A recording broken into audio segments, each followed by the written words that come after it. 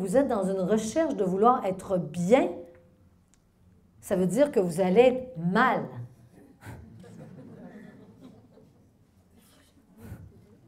OK? C'est vrai ça ou non? Parce que je veux tellement être bien qu'il faut toujours que je fasse attention pour ne pas être mal. Donc, mon attention, elle est où? Alors, moi, je dis aux gens, tu veux faire une démarche avec moi? Ah oui, je vais aller bien. Ben, t'es mieux de ne pas commencer. Moi, le conseil d'amis, ne commencez pas un chemin de conscience si vous voulez aller bien.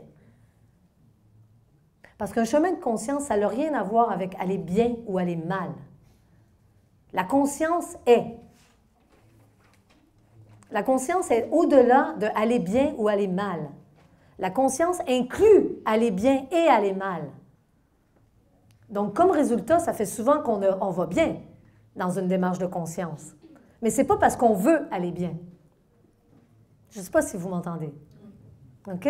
Parce que aller bien, aller faire quelque chose qui va vous distraire, qui va vous changer les idées pour que ça dure 5 minutes, 2 minutes, une demi-heure. Prenez votre petite drogue, prenez vos petites affaires, et là, peu importe le genre de pilule, vous allez aller bien. Ah! Puis après, ça tombe. La conscience, c'est aller bien tout le temps. Peu importe s'il y a des situations dans notre vie qu'on traverse qui sont moins confortables. Est-ce que ça vous intéresse? Oui. OK? Et c'est là que ça s'appelle guérir.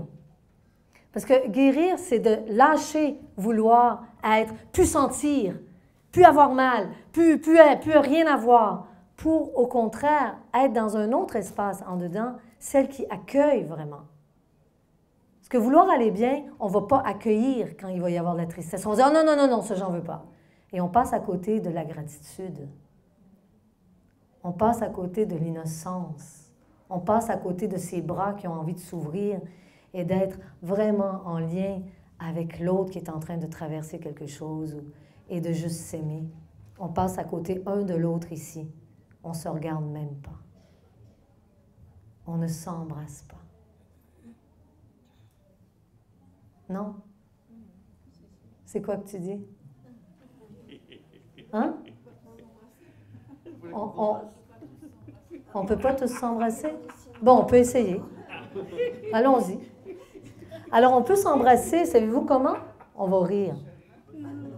On va se laisser rire et vous allez voir comment ce rire est contagieux et comment l'amour passe à travers le rire. Et qu'est-ce que Osho nous dit? C'est que le rire, pourquoi rire? C'est pour au moins toucher ces espaces de non-mental. Parce que nous, on est juste dans notre boîte. Dans notre boîte de notre mental, on veut aller bien.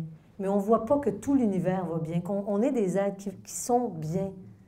Mais c'est en dehors de la boîte du mental. Et c'est ça que la spiritualité ou que la méditation veut nous aider à trouver cet espace qui est en dehors de l'aquarium, en dehors de notre prison, de notre tête. Et nous, on cherche encore à décorer notre aquarium, à mettre des belles petites fleurs roses, tu vois-tu, là? Puis de l'eau, là, puis de la lumière violette, tu vois-tu, dans notre aquarium. Puis là, ben, waouh, c'est super, ça va bien, tant que je le visualise, puis là, je vois mon aquarium, mais on est encore dans l'aquarium, mes chéris. La spiritualité, le voyage que moi, je vous invite à faire, c'est de sortir de l'aquarium et de réaliser que vous êtes libre, que vous êtes immense, que vous êtes l'immensité de l'univers. Arrêtez de vous mettre dans une boîte, quelle que soit la couleur de la boîte. Même une boîte spirituelle, ça peut être une boîte.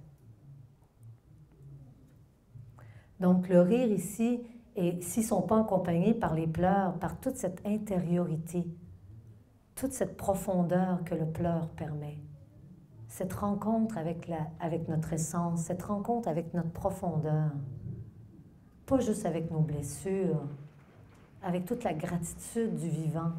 Ça, le pleur nous permet de faire ça, non? C'est les pleurs qui viennent devant un coucher de soleil, devant la beauté magnifique de l'univers. C'est souvent le cœur qui va avoir une larme, non?